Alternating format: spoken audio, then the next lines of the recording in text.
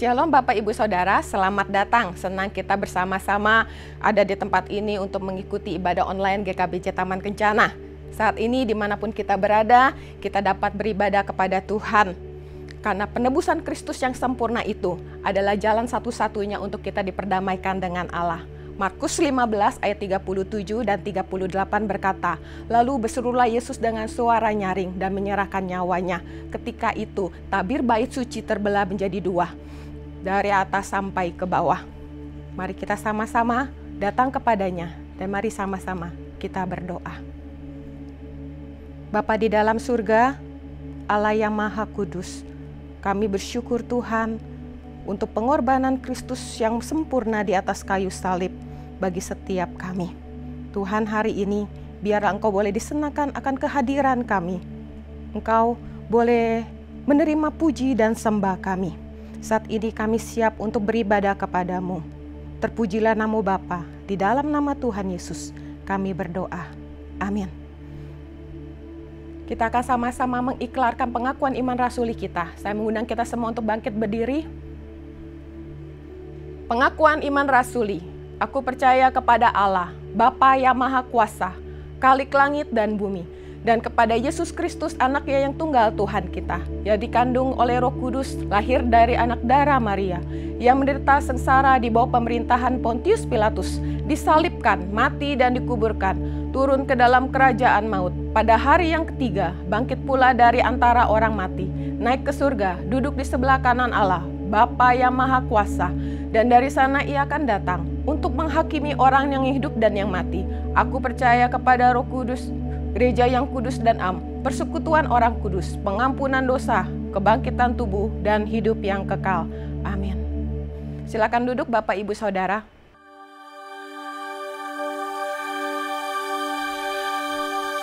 Tuhan, Kau yang berperang bagiku.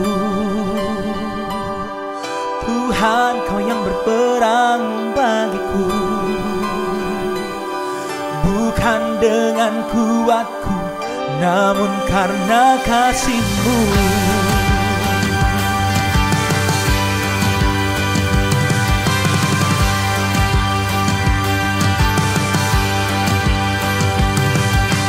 Dalam keterbatasanku, aku berserah penuh. Ku naikkan pujian,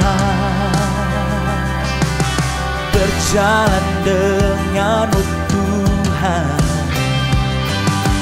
Ketakutanku sirna, Kau bermegah di dalam kelemahanku.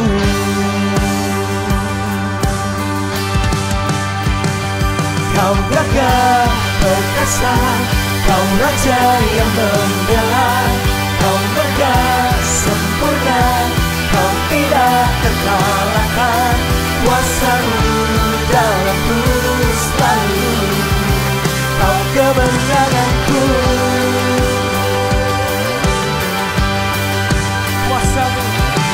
Kuasa-Mu tak tertandingi, di surga dan di bumi. Semua janji-Mu pasti kan tergenapi. Mari yang percaya bersama-sama nyanyikan. Kau gagah, Kau gagah perkasa, Kau Raja yang membela.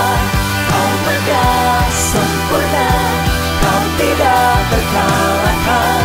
Kuasa-Mu dalamku selalu, Kau kemenanganku.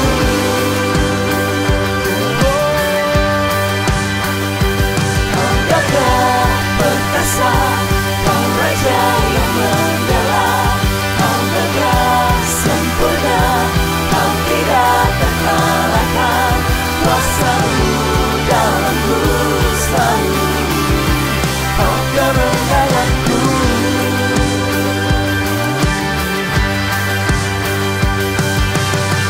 Tuhan, Kau yang berperang bagiku. Mari yang percaya sama-sama angkat tanganmu. Tuhan, Kau yang berperang bagiku. Bukan dengan kuatku, namun karena kasih-Mu. Tuhan, Kau yang berperang bagiku. Oh Tuhan, Tuhan, Kau yang berperang bagiku. Bukan dengan kuatku, namun karena kasih-Mu. Tuhan, Kau yang berperang bagiku. Yesus, oh Tuhan, Kau yang berperang bagiku. Bukan dengan kuatku, namun karena kasih-Mu. Kau Raja yang membela, Kau megah sempurna, Kau tidak terkalahkan. Kuasa-Mu dalam-Mu selalu. Kau gagah, Kau gagah perkasa, Kau Raja yang membela, Kau megah sempurna, Kau tidak terkalahkan. Kuasa-Mu dalam-Mu selalu. Kuasa-Mu, kuasa-Mu dalam-Mu selalu. Kau kemenanganku. Berikan tepuk tangan buat Tuhan kita yang luar biasa. Haleluya.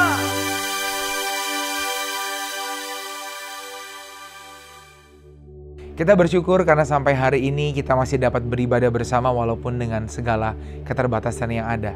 Tetapi saya percaya berkat yang sama juga akan tetap kita alami walaupun kita beribadah di tempat yang berbeda-beda. Dan saat ini saya ingin mengajak kita semua untuk membacakan bacaan bertanggapan sebagai doa pengakuan dosa kita di hadapan Tuhan. Tuhan Yesus yang terkasih, Engkau menjanjikan berkat yang besar bagi kami ketika Engkau berkata, berbahagialah orang yang miskin di hadapan Allah.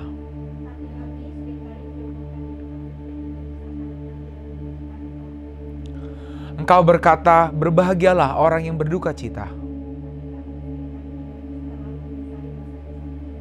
Engkau berkata, berbahagialah orang yang lemah lembut.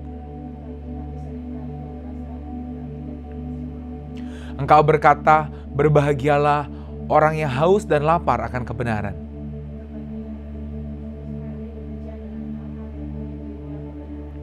Engkau berkata, berbahagialah orang yang murah hatinya.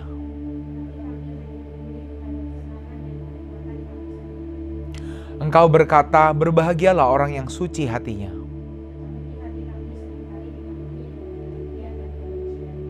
Engkau berkata, berbahagialah orang yang membawa damai.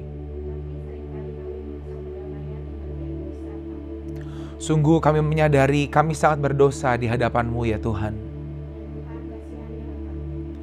Jemaat Tuhan, dengarkanlah berita anugerah dari Tuhan Yesus. Berbahagialah orang yang berduka cita, karena mereka akan dihibur.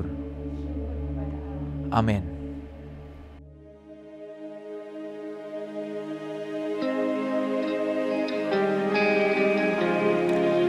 Engkau layak menerima segala pujian, segala sembah kami Tuhan. Tiada Allah yang seperti-Mu, yang selalu menepati segala janji-janji-Mu Tuhan bagi setiap kami.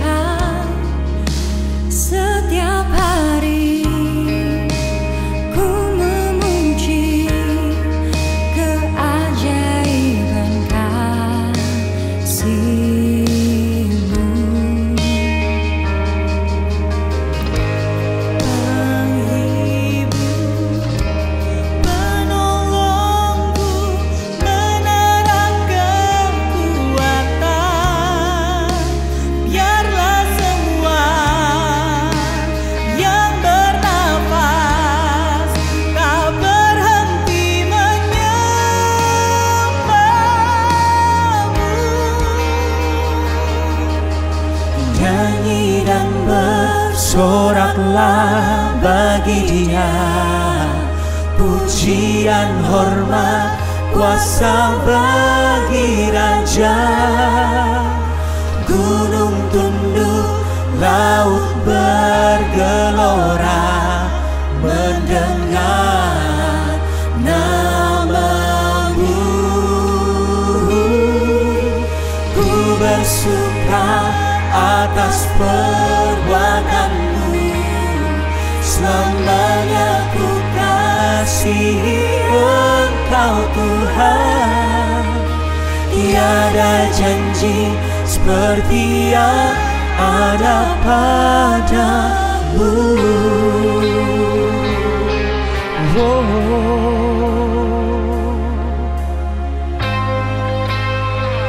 Yesusku,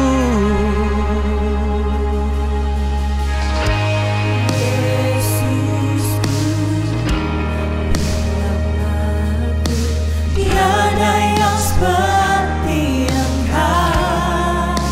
Setiap hari ku memuji keajaiban kasih-Mu.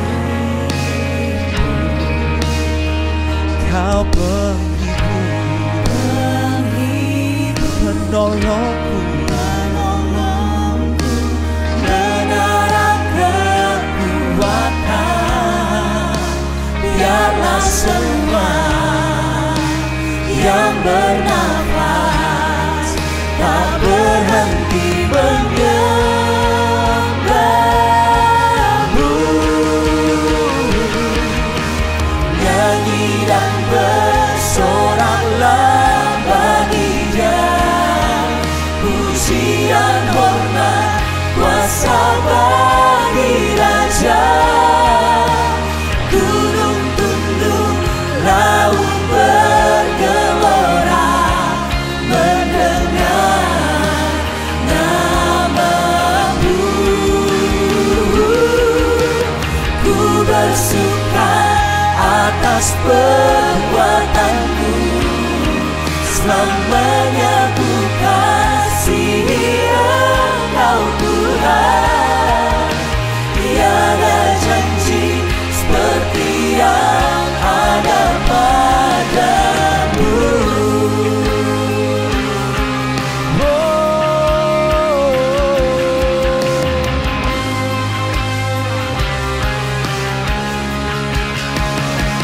Haleluya.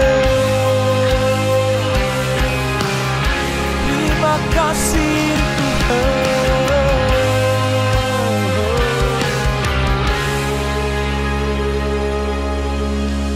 Nyanyi dan bersoraklah bagi Dia, pujian, hormat, kuasa bagi Raja. Gunung tunduk, laut bergelora mendengar nama Yesus, nama Yesus yang ajaib. Ku bersuka atas perbuatan-Mu, selamanya ku kasihi Engkau Tuhan. Tiada janji seperti yang ada pada, tiada janji seperti yang ada padamu. Tiada janji seperti yang ada padamu.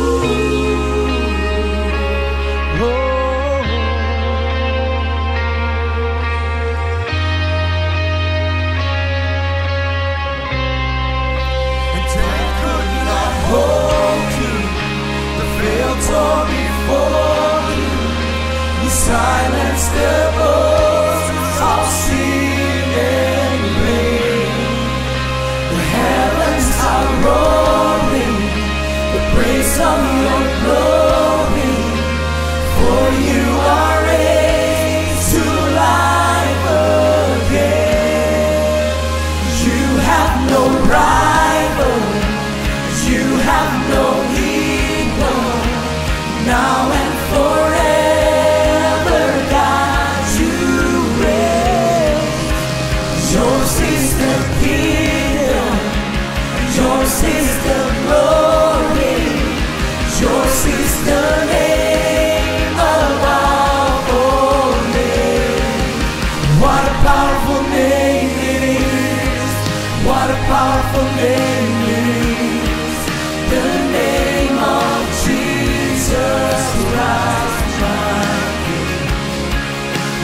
powerful name. Nothing can stand against. What a powerful name it is. It's the name of Jesus. What a powerful name it is. The name of Jesus. What a powerful name it is. The name of Jesus. Kita tepuk tangan buat Tuhan kita. Haleluya.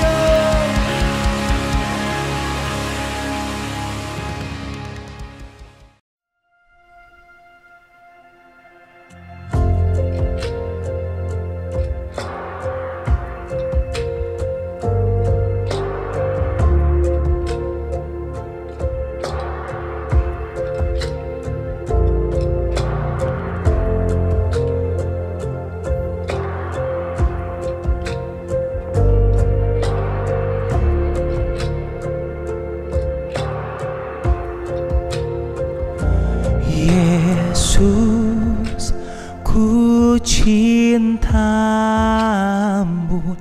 aku milikmu. Ku benci dosaku karena kasih-Mu. Engkau juru selamat dan penebusku.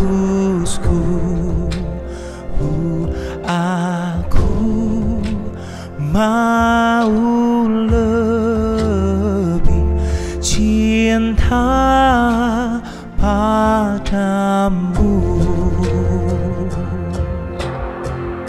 Biar lagu ini menjadi ucapan syukur kami di hadapan-Mu Tuhan, karena Engkau mencintai kami terlebih dahulu.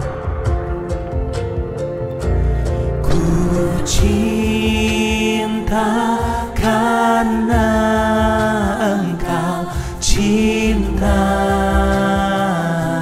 dulu. Dosaku tertebus karena darah-Mu. Duri Kau kenakan karena dosaku. Aku mau lebih cinta padamu.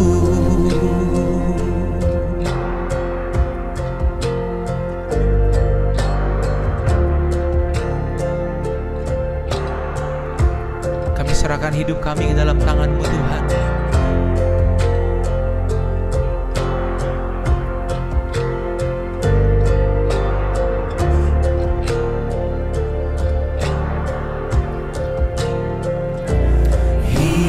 Hidup atau mati, aku milik-Mu. Nama-Mu ku puji setia. Mari sebagai komitmen kita katakan di hadapan Tuhan. Ya sampai ajalku tetap cinta-Mu. Aku mau lebih cinta padamu.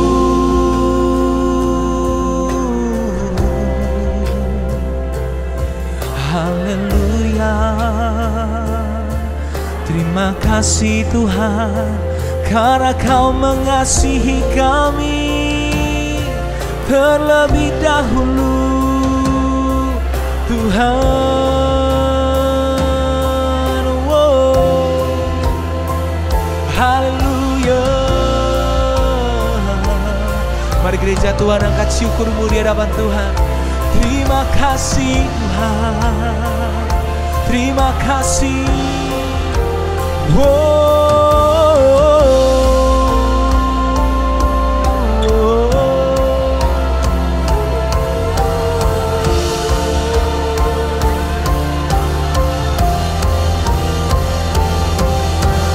Ku cinta kau karena kau cinta dulu.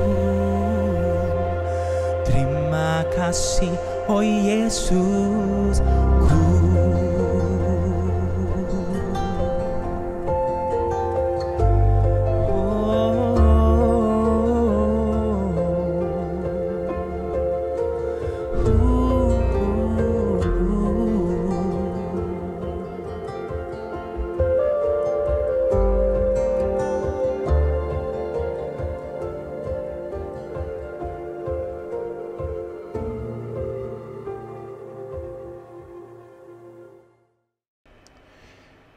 Selamat pagi dan shalom kepada saudara-saudara yang terkasih di dalam Tuhan, dimanapun Anda berada.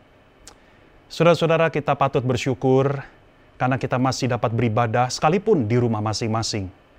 Untuk itu, dalam kesempatan ini saya juga ingin mengucapkan terima kasih yang sedalam-dalamnya kepada seluruh jajaran pelayan ibadah online, termasuk tim produksi yang melalui kerja keras mereka, maka ibadah online dapat hadir di rumah kita masing-masing. Saudara-saudara, kita masih berada di tengah masa pandemi. Di dalam masa pandemi ini, kita diperhadapkan dengan begitu banyak pertanyaan-pertanyaan yang sulit untuk kita jawab. Tragedi demi tragedi, kehilangan demi kehilangan, itu semua memunculkan pertanyaan yang mengganggu jiwa kita. Tetapi saudara-saudara, izinkan saya mengingatkan kita sekalian, termasuk diri saya juga. Mari kita berpegang teguh pada satu kebenaran yang tidak pernah tergoyahkan. Bahwa Allah kita adalah kasih. Itu sebabnya saudara, penyertaan, kehadiran Allah yang sempurna selalu bersama dengan kita. Sekalipun kita melewati lembah kekelaman bernama pandemi COVID-19. Saudara-saudara, mari sebelum kita masuk di dalam kebenaran firman Tuhan, di dalam khotbah ini, saya undang kita sekalian untuk kita tenangkan hati kembali, kita tundukkan kepala kita, dan kita arahkan jiwa kita untuk kita minta pertolongan Tuhan, dan kiranya Tuhan saja yang bersabda kepada setiap kita. Mari saudara-saudara yang di rumah, mari tundukkan kepalamu bersama dengan saya dan kita akan berdoa. Bapa yang baik, sungguh kami bersyukur karena di dalam keterbatasan seperti ini, kami masih bisa mengalami akan kebaikan Tuhan dan terutama hadirat-Mu.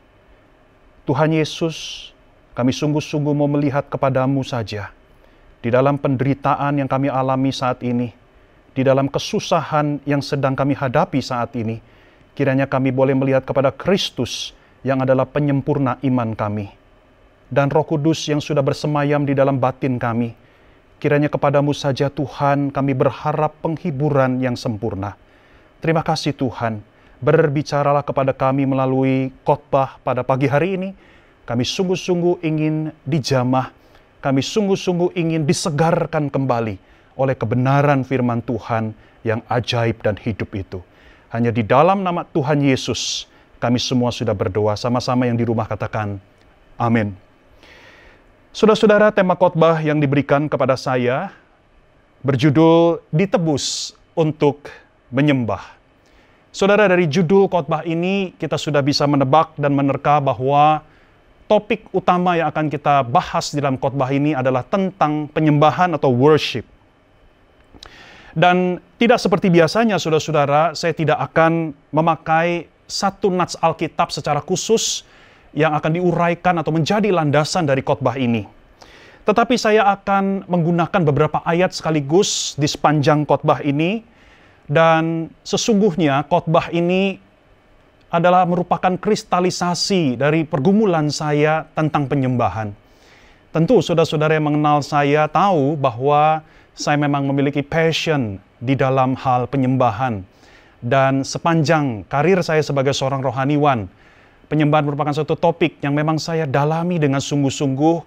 Saya belajar dari terang firman Tuhan, Apa sebetulnya penyembahan itu? Nah, saudara-saudara, kalau kita mendengar kata penyembahan, atau dalam bahasa Inggrisnya, worship, maka apa yang langsung terlintas di dalam kepala kita? Apa yang saudara pikirkan, apa yang saudara bayangkan ketika saudara mendengar kata penyembahan, ibadah, atau worship? Nah, saudara-saudara, umumnya kita akan dengan segera mengaitkan penyembahan dengan agama. Atau lebih spesifik, dengan kegiatan, aktivitas, ritual keagamaan. Dan tentu saja bila kita beragama Kristen, maka kita menjelaskan penyembahan dengan aneka ritual atau tindakan keagamaan yang kita lakukan di gereja pada saat kebaktian. Misalnya, saudara-saudara, kita menganggap penyembahan itu adalah ketika kita bernyanyi buat Tuhan. Atau ketika kita mendengarkan khotbah. Atau ketika kita mengucapkan pengakuan iman rasuli. Atau ketika kita memanjatkan doa syafaat. Nah, sesungguhnya saudara-saudara, penyembahan jauh lebih daripada sekedar agama atau aktivitas keagamaan. Sekalipun kebaktian di gereja merupakan salah satu wujud atau ungkapan yang sangat penting dari penyembahan kita kepada Allah. Tetapi penyembahan tidak terbatas pada kebaktian gereja. Nah, kalau begitu saudara-saudara, pertanyaannya menjadi penting sekarang. Apa itu penyembahan? Apa definisi dari penyembahan? Saudara-saudara, untuk menjawab pertanyaan ini, saya rindu mengajak kita semua untuk kembali kepada kisah penciptaan manusia yang pertama oleh Allah sendiri. Khususnya sebagaimana yang tertera di dalam Kejadian pasal 1 dan 2. Mengapa saudara-saudara? Karena manusia diciptakan sebagai penyembah. Manusia didesain oleh Allah untuk menjadi penyembah. Itulah yang kita bisa baca di dalam Kejadian pasal 1 sampai 2. Kita menemukan Allah menciptakan seluruh ciptaan, termasuk juga dengan kita manusia. Akan tetapi manusia diciptakan secara istimewa oleh Allah, di mana manusia berbeda, unik dari ciptaan yang lain. Manusia memiliki sesuatu yang tidak dipunyai oleh ciptaan yang lain, yaitu manusia mampu untuk berelasi secara intim, secara karib dengan Allah itu sendiri. Nah, saudara-saudara, itulah yang diperlihatkan dengan bagaimana Adam dan Hawa dapat bercakap-cakap dengan Allah di Taman Eden. Saudara, jangan anggap ringan hal ini, sekalipun kita sering membaca Kejadian pasal 1 dan 2. Adam dan Hawa dapat bercakap-cakap dengan Allah. Adam dan Hawa ciptaan dapat berkomunikasi dengan Allah sang penciptanya. Saudara, tidak ada ciptaan lain di dunia ini yang dapat berkomunikasi dengan Allah seperti manusia dengan Tuhan. Komunikasi yang begitu intens seperti percakapan dua orang sahabat. Saudara-saudara, Allah menciptakan manusia sejak awal untuk dapat berelasi dengannya. Nah, inilah intisari dari penyembahan. Saudara, intisari dari penyembahan adalah relasi kita manusia dengan Allah Sang Pencipta. Saudara-saudara, kalau kita ingin melihat dengan lebih jauh lagi, relasi kita dengan Allah dapat dilihat dalam dua hal sekaligus, yaitu kebutuhan dan kemampuan. Kita memiliki kebutuhan untuk berelasi dengan Allah, juga kita memiliki kemampuan untuk berelasi dengan Allah. Nah, saudara-saudara, saya ingin mengajak kita untuk fokus lebih dahulu menyelami relasi dengan Allah sebagai kebutuhan. Allah sengaja menciptakan kita dengan suatu kebutuhan mendasar yang tidak bisa hilang sampai kapanpun, yaitu kebutuhan untuk berelasi dengan Allah sendiri. Nah, saudara, kalau kita mendengar kata kebutuhan, apa sih kebutuhan itu? Saudara-saudara, kebutuhan adalah sesuatu yang harus terpuaskan dan terpenuhi. Yang namanya kebutuhan, kalau tidak terpuaskan, maka akan memunculkan banyak problem di dalam diri kita. Sebagai contoh, makanan adalah kebutuhan. Itu sebabnya kalau kita kekurangan makanan, atau bahkan kita tidak mendapatkan asupan makanan dalam waktu yang cukup lama, maka pelan-pelan tapi pasti akan muncul banyak sekali masalah. Dimulai dari kita mengalami malnutrisi, kita kekurangan gizi, kemudian stamina kita turun, imunitas kita juga melemah, dan kita mulai mudah sekali dihinggapi aneka penyakit, dan pada akhirnya juga bisa berakibat fatal, yaitu kita bisa mati karena kita tidak mendapatkan makanan.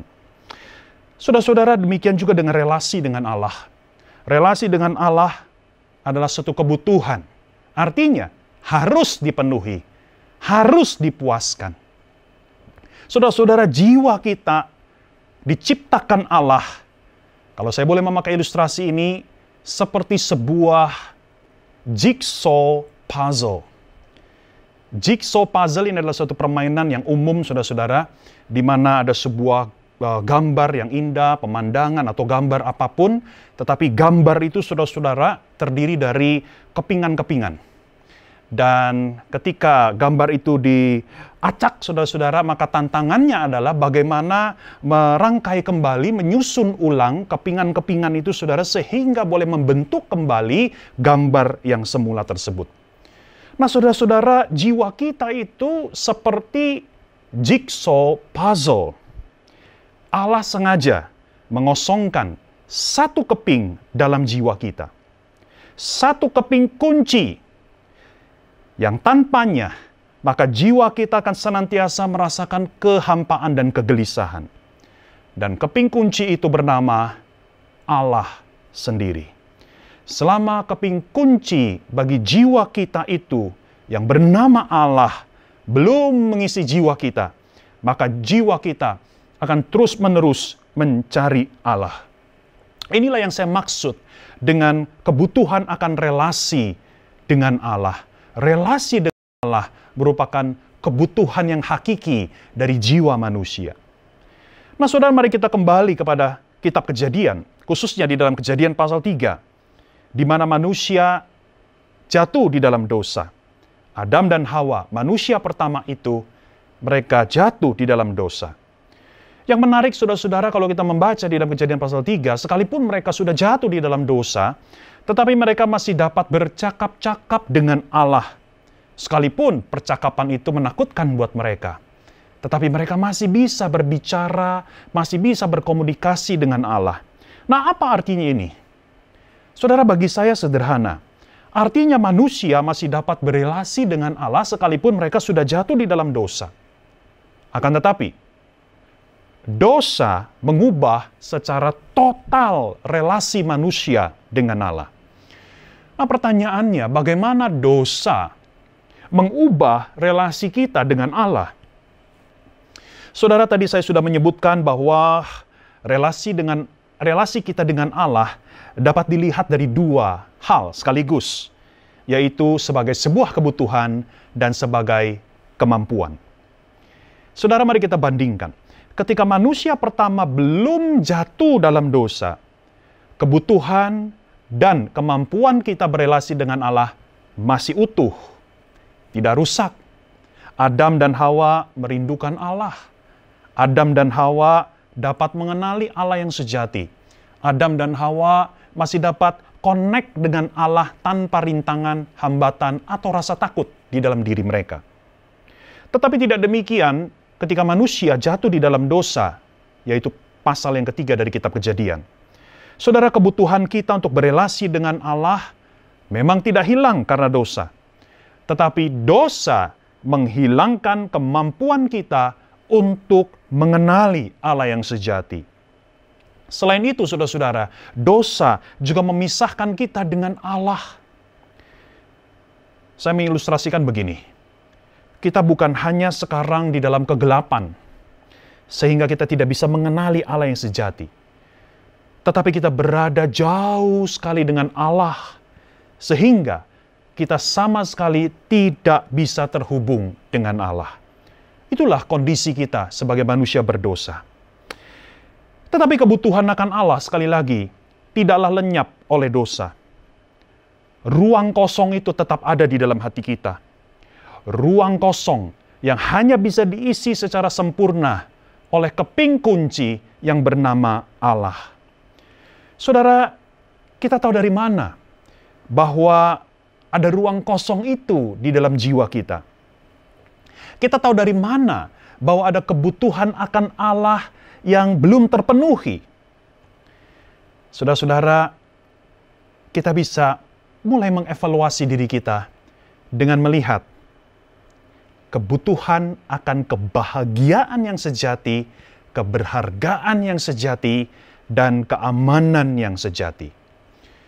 Saudara, kalau kita sungguh-sungguh jujur memeriksa batin kita, maka selalu ada 3 hal itu yang kita rindukan, yang kita mau untuk miliki di dalam hidup ini. Kebahagiaan, keberhargaan, dan juga rasa aman. Dan hanya Allah yang dapat memberikan ketiga itu. Ketika Allah belum ada di dalam diri kita, artinya Dia belum mengisi ruang kosong di hati kita. Itu sebabnya kita masih merasa belum benar-benar bahagia. Kita belum benar-benar berharga. Kita belum benar-benar merasa aman. Sekali lagi saudara-saudara, di satu sisi kita sangat membutuhkan Allah. Tetapi di sisi yang lain, kita tidak bisa mengenali Allah yang sejati itu. Saudara, mari bayangkan situasi yang pelik ini. Kita membutuhkan Allah, tetapi kita tidak mampu mengenali, kita tidak mampu menemui, menjumpai Allah yang sejati. Maka ini seperti seseorang yang sangat kehausan. Dia membutuhkan air untuk memuaskan rasa dahaganya. Tetapi dia tidak punya kemampuan untuk mendapatkan atau mengenali zat yang bernama air itu. Maka apa yang terjadi kalau begitu, saudara-saudara? Oh, dia akan berusaha mengambil dan menelan segala sesuatu yang ia temui di sekitarnya semata-mata demi memuaskan rasa dahaganya yang sangat menyakitkan itu. Pertanyaannya, apakah bisa segala sesuatu yang dia telan memuaskan rasa dahaganya? Tentu tidak. Demikian juga dengan orang berdosa. Kita sebagai orang berdosa, kita membutuhkan Allah. Ada kekosongan itu di dalam jiwa kita. Kita diciptakan untuk berelasi dengan Allah. Tetapi kita tidak bisa menemui, kita tidak bisa mengenali Allah yang sejati. Itu sebabnya kita mengambil segala sesuatu yang di dalam hidup ini untuk mengisi kebutuhan atau kekosongan batin kita. Nah, saudara-saudara, kita menjadikan apapun untuk mengisi kebutuhan kita akan Allah. Kita berusaha menjadikan apapun untuk menjadi sumber dari kebahagiaan sejati, sumber dari keberhargaan sejati, dan sumber dari keamanan yang sejati itu. Kita menggantikan Allah dengan, sebut saja, harta, jabatan, prestasi, seks, gelar, status, popularitas, dan bahkan agama itu sendiri. Kita berharap semuanya ini ketika kita miliki maka dapat mengisi kekosongan batin kita. Kita berharap menemukan yang namanya kebahagiaan sejati, keberhargaan yang sejati, dan juga rasa aman yang sejati melalui semuanya itu. Tetapi sekali lagi, saudara-saudara, kekosongan batin kita hanya bisa diisi oleh Allah. Maka apapun yang lain tidak bisa secara sempurna memuaskan kita. Kembali kepada ilustrasi, Allah seperti sebuah keping yang unik. Tidak bisa menggantikan keping Allah itu. Saudara, kalau engkau punya jigsaw puzzle, maka kalau ada satu keping hilang, sudah tidak bisa ganti dengan keping yang lain. Saudara-saudara, selama kita belum mengenal Allah yang sejati melalui Kristus atau di dalam Kristus, maka kekosongan jiwa kita suatu hari pasti merayap kembali dan merampas semua kebahagiaan, keberhargaan, dan keamanan yang semu yang selama ini kita andalkan atau kita miliki. Saudara-saudara, seorang filsuf Prancis, dia seorang Kristen yang hidup di abad ke-17 bernama Blaise Pascal. Dia pernah menuliskan begini, apalagi yang dapat kita simpulkan dari hasrat mencari tiada henti dan rasa ketidakberdayaan yang merongrong jiwa, selain bahwa manusia memang diciptakan untuk suatu kebahagiaan yang sempurna, tetapi sekarang yang tertinggal hanyalah jejak-jejak yang kosong. Secara sia-sia manusia berusaha mengisi kekosongan itu dengan segala sesuatu di sekitar dirinya. Manusia mencari dalam segala sesuatu apa yang dapat menolong dirinya, tetapi sama sekali tidak ada. Oleh karena palung jiwa tiada terbatas ini hanya bisa dipenuhi oleh sesuatu yang juga tidak terbatas dan tidak berubah, yaitu diri Allah sendiri. Saudara-saudara, jangan salah sangka dengan bagian pertama khotbah saya ini. Saya tidak sedang melakukan pembicaraan filosofis. Ini bukan sesuatu yang abstrak. Ini terkait erat dengan setiap kita manusia. Saudara, kita sungguh semua manusia diciptakan Allah untuk menyembah Dia. Yang artinya kita diciptakan untuk berelasi dengan Allah. Kita diciptakan Allah untuk menemukan kebahagiaan, keberhargaan, dan kepastian atau rasa aman yang sejati itu hanya di dalam Allah. Tidak usah jauh-jauh, saudara-saudara. Mari kita berhenti sejenak dan mari kita tengok kepada kedalaman jiwa kita masing-masing saat ini. Mari saya undang kita untuk memeriksa diri kita secara jujur. Saudara, apakah engkau masih merasakan kekosongan itu? Apakah engkau merasa ketidakbahagiaan itu? Apakah engkau merasa ketidakberhargaan itu? Apakah engkau merasa ketidakamanan itu? Sekalipun kau punya banyak hal. Jika jawabannya iya, maka apa yang kita dengarkan di dalam beberapa menit terakhir ini, saudara-saudara, sesungguhnya adalah tentang dirimu. Tentang diri Anda sendiri. Nah, saudara, perhatikan baik-baik. Bukan hanya segala sesuatu di dunia ini tidak bisa memuaskan kekosongan jiwa kita. Tetapi hal-hal di dunia ini yang kau anggap sebagai sumber kebahagiaan, keberhargaan, dan keamanan dirimu, pelan-pelan dapat menghancurkan dirimu juga. Ada seorang penulis novel terkenal dari Amerika Serikat yang bernama David Foster Wallace. Dia adalah seorang ateis dan dia bunuh diri pada usia 46 tahun setelah mengalami satu rangkaian panjang depresi dalam hidupnya. Nah, saudara-saudara, ketika dia masih hidup, dia berkata begini. Saya akan bacakan buat Anda sekalian kutipan yang cukup panjang tetapi patut untuk kita simak. Tidak ada ateisme sejati dalam kehidupan sehari-hari setiap manusia. Tidak ada yang tidak menyembah. Setiap orang menyembah. Pilihannya adalah apa yang kita sembah. Kita bisa memilih sesuatu yang kita anggap sebagai Allah. Namun, apapun yang kita sembah, lambat laun tapi pasti akan berbalik memakan diri kita. Bila engkau memuja uang dan materi, artinya engkau menganggapnya sebagai sumber makna hidupmu, maka engkau tidak akan pernah merasa cukup. Bila engkau memuja keindahan tubuh dan kenikmatan seksual, maka engkau akan selalu merasa jelek. Dan ketika usia senja mulai terlihat, engkau akan merasa sudah mati sekalipun belum mati. Bila engkau memuja kekuasaan, maka engkau akan dengan mudah merasa lemah dan takut, sehingga engkau berusaha mempertahankan kekuasaan dengan cara apapun. Bila engkau memuja kepandaian, engkau suka dianggap pintar, maka engkau mudah merasa bodoh, dan engkau takut diketahui orang lain bahwa engkau masih bisa bodoh.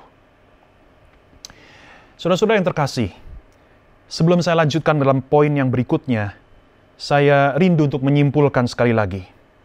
Saudara, kita diciptakan sebagai penyembah Allah. Artinya, kita diciptakan Allah dengan kebutuhan dan kemampuan untuk berelasi dengan Allah. Tanpa relasi dengan Allah, maka kita pasti merasakan kekosongan batin yang luar biasa. Sayangnya, ketika manusia sudah jatuh di dalam dosa, kita berusaha mengisi kekosongan batin itu dengan segala sesuatu yang bukan Allah yang sejati. Dan ini yang dinamakan dengan berhala. Berhala adalah segala sesuatu yang kita perlakukan, yang kita anggap sebagai pengganti Allah untuk memberikan kebahagiaan sejati, keberhargaan sejati, dan juga keamanan sejati. Saudara-saudara, karena kita diciptakan untuk Allah, maka berhala apapun di dalam hidup kita tidak akan pernah benar-benar memuaskan kita. Bahkan berhala dapat berbalik, merusak dan menghancurkan diri kita. Saudara-saudara, bila engkau mendengar khotbah ini dan engkau melihat dirimu seperti sedang dikupas,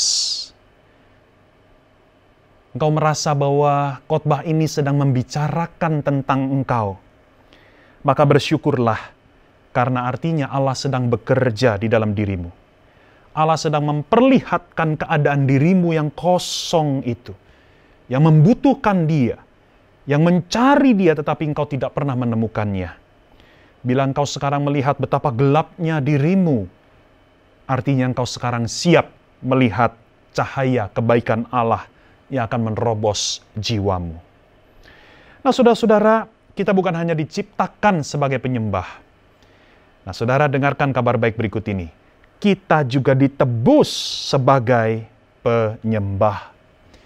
Saudara-saudara, Allah tidak berpangku tangan atas keadaan manusia. Itu sebabnya Allah berinisiatif di dalam kasih-Nya untuk menolong kita supaya kita dapat berelasi lagi dengan Dia. Itulah yang ditunjukkan Allah sejak awal. Di dalam Kejadian pasal yang ketiga, ketika Adam dan Hawa jatuh di dalam dosa, siapa yang pertama kali mencari siapa? Apakah Adam dan Hawa mencari Allah? Tidak. Mereka malah bersembunyi. Allah yang mencari Adam dan Hawa lebih dahulu. Pencarian Allah ini diekspresikan melalui pertanyaan Allah, "Di manakah engkau?" Saudara, pencarian Allah akan kita orang berdosa tidak berhenti hanya pada Kejadian pasal 3. Sesungguhnya seluruh Alkitab menyatakan tentang Allah yang mencari kita orang berdosa. Bahkan Allah mencari kita untuk menebus kita menjadi penyembahnya kembali. Inilah yang diungkapkan melalui perkataan Yesus yang terkenal di dalam Yohanes pasal 4 ayat 24. Yesus berkata, Bapa menghendaki penyembah. Saudara-saudara, di dalam bahasa Yunani atau bahasa asli Alkitab Perjanjian Baru, kata menghendaki di situ memakai kata zeteo yang dapat diartikan mencari. Dan puncak dari Allah yang mencari manusia ada pada pribadi Yesus Kristus. Yesuslah yang memungkinkan kita orang berdosa untuk kembali menjadi penyembahnya. Artinya, kita dapat berelasi kembali dengan Allah. Dengan cara apa? Yang pertama, dengan cara Yesus memperkenalkan siapa Allah yang sejati kepada kita. Yesus adalah wujud gambar Allah yang sejati itu. Allah yang tidak terhampiri oleh pikiran kita, sekarang berada di dalam jangkauan pengenalan kita melalui karya dan apa yang pribadi atau karakter Yesus sendiri. Cara yang kedua, Yesus datang untuk melayakkan kita di hadapan Allah. Tadinya terbentang jurang yang lebar yang tidak terseberangi antara manusia berdosa dengan Allah yang Maha Kudus. Tetapi kematian Kristus yang sempurna menyambungkan kita kembali antara orang berdosa dengan Allah yang Maha Kudus. Kita mengalami Allah dalam hidup kita. Allah mengisi kekosongan jiwa kita. Karena semuanya itu dimungkinkan oleh karya Kristus yang sudah menyucikan dan menebus diri kita. Saudara, inilah yang saya maksud bahwa Allah bukan hanya menciptakan, tetapi Allah juga menebus kita sebagai penyembahnya. Saudara-saudara, setelah kita memperoleh kebenaran yang penting ini tentang penyembahan, mari kita akhiri khotbah ini dengan beberapa implikasi dari seluruh kebenaran yang sudah kita dengarkan. Saudara, saya akan membagikan 3 implikasi. 3 implikasi dari kebenaran bahwa kita diciptakan dan ditebus untuk menjadi penyembah Allah. Implikasi yang pertama, saudara-saudara, yaitu keutamaan ibadah. Saudara-saudara, ketika pandemi COVID-19 ini menyerbu kehidupan kita, banyak hal yang biasa kita lakukan tiba-tiba terhenti. Kita tidak bisa lagi melakukan hal-hal yang normal, yang rutin, yang biasa kita lakukan. Bahkan termasuk di dalam kehidupan bergereja. Kita tidak lagi bisa melakukan aneka kegiatan gereja. Tetapi ada satu kegiatan yang sejak awal pandemi gereja berusaha keras untuk tetap menghadirkannya dengan cara apapun yang harus ditempuh, yaitu ibadah atau kebaktian. Saudara, ini menunjukkan bahwa ibadah gereja merupakan sesuatu yang esensial. Ibadah atau penyembahan sesuatu yang mutlak harus ada. Ibadah gereja merupakan DNA gereja yang paling penting. Tanpa ibadah, maka gereja kehilangan eksistensinya. Lebih jauh kita lihat ibadah bukan hanya esensial, tetapi ibadah adalah poros atau sumber yang menggerakkan semua peran dan fungsi gereja lainnya. Pernyataan ini akan terasa masuk akal kalau kita kembali kepada intisari dari penyembahan. Penyembahan adalah relasi kita dengan Allah. Nah, saudara-saudara, kalau kita memiliki relasi dengan Allah begitu sehat, begitu kuat, begitu akrab, maka kita akan bergairah juga untuk melakukan fungsi gereja lainnya, seperti pemuridan, pelayanan, persekutuan, dan juga penginjilan. Karena semuanya itu merupakan ekspresi cinta kita kepada Allah yang sudah lebih dahulu diperdalam melalui ibadah atau penyembahan. Implikasi yang kedua, yaitu kesungguhan ibadah. Saudara-saudara, sewaktu kita mulai ibadah di rumah, ibadah online di rumah masing-masing, kita tahu betapa gencarnya gereja mengingatkan kita untuk kita sungguh-sungguh boleh bersiap diri, bukan hanya hati, tetapi juga fisik. Kita mandi, kita memakai pakaian yang rapi, dan bahkan kita juga mengikuti ibadah online di rumah masing-masing seperti kita mengikuti ibadah di gereja. Saudara-saudara, di balik panduan yang diberikan oleh gereja ini ada satu prinsip yang penting, bahwa kita harus melakukan ibadah itu dengan sebuah kesungguhan. Mengapa, saudara-saudara? Karena sesungguhnya ibadah itu mencerminkan relasi antara kita dengan Allah. Dari seluruh aktivitas gereja yang kita miliki, maka ibadah adalah aktivitas atau kegiatan di mana kita betul-betul terarah kepada Allah.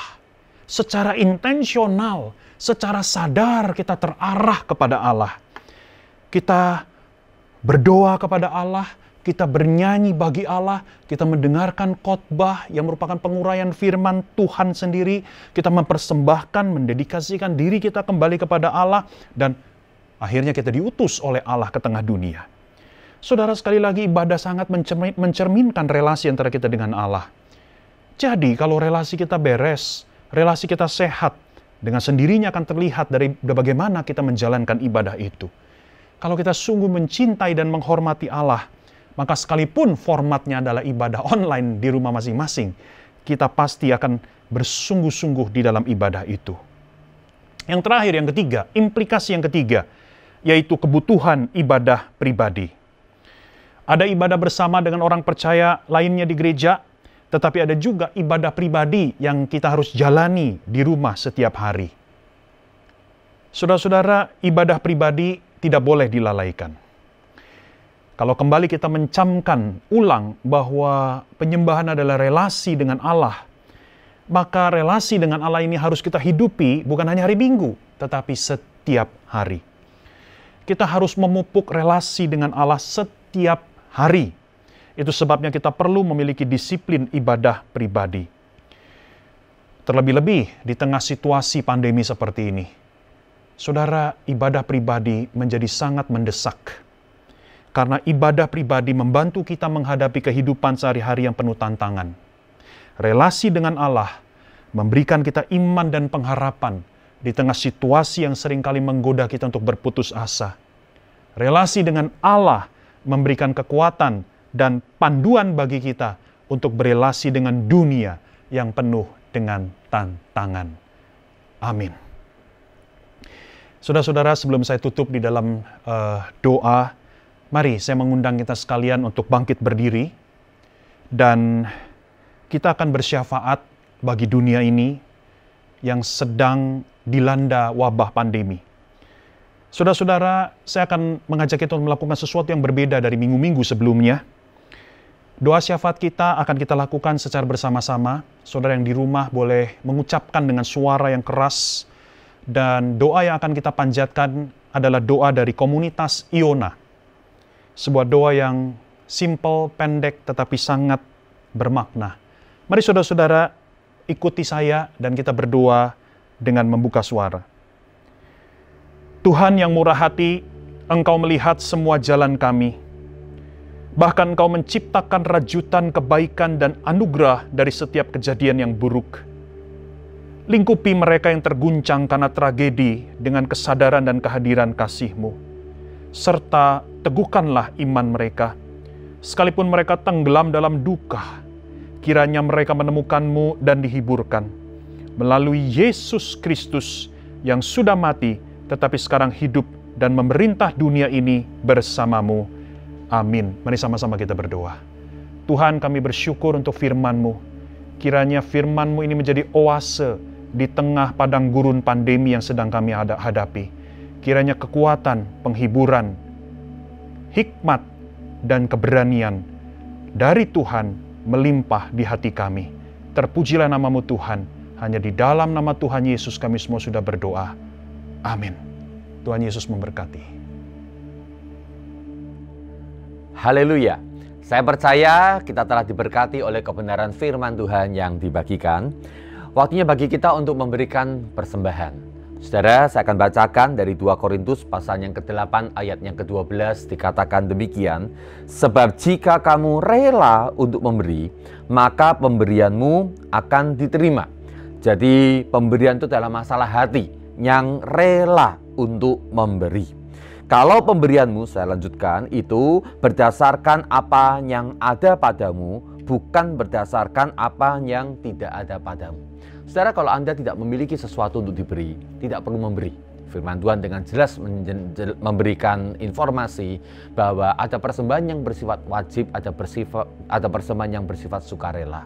Persembahan syukur, saudara-saudara, kolekte adalah bagian dari persembahan sukarela syukur kita kepada Tuhan. Kalau Anda tidak memiliki, tidak perlu memberi, saudara-saudara. Tapi kalau Anda memiliki sesuatu, maka dikatakan berdasarkan apa yang ada padamu, berikan dengan hati yang penuh dengan syukur.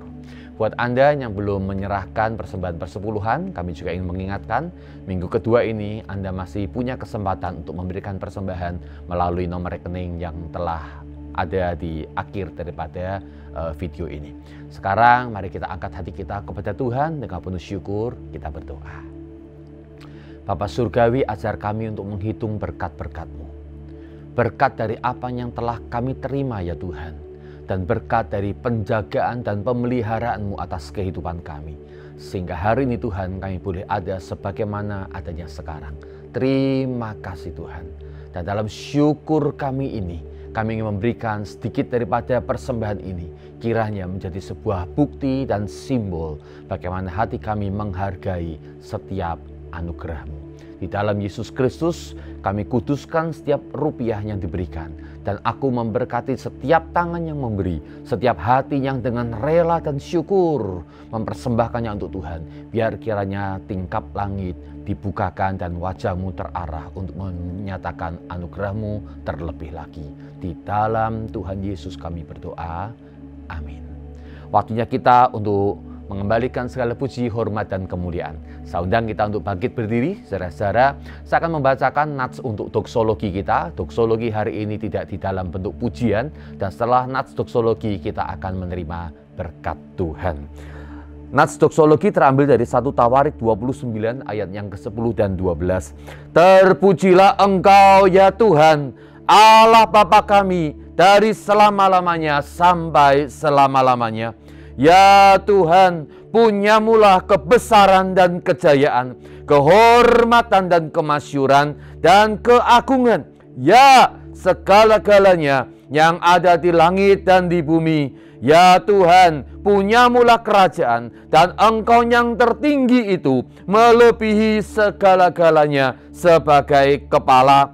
Sebab kekayaan dan kemuliaan berasal daripada-Mu, dan Engkaulah yang berkuasa atas segala-galanya. Dalam tangan-Mu lah kekuatan dan kejayaan. Dalam tangan-Mu lah kuasa membesarkan dan mengokohkan segala-galanya. Haleluya. Sekarang arahkan hati kita kepada Allah sumber segala berkat, dan terimalah akan berkat Tuhan, kasih karunia dari Tuhan Yesus Kristus yang mengasihi, menyayangi engkau, bahkan rela mati untuk engkau. biarlah turun atas setiap engkau dimanapun engkau berada hari ini.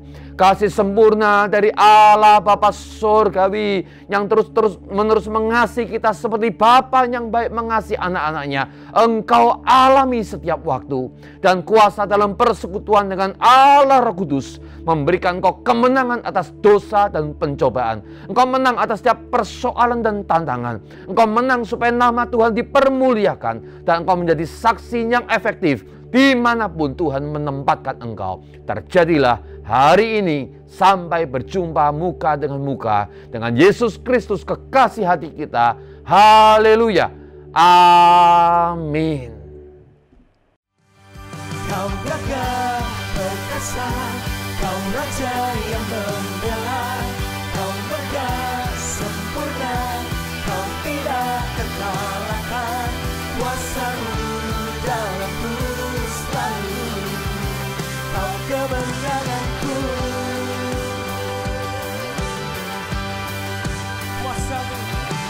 Kuasa-Mu tak tertandingi di surga dan di bumi.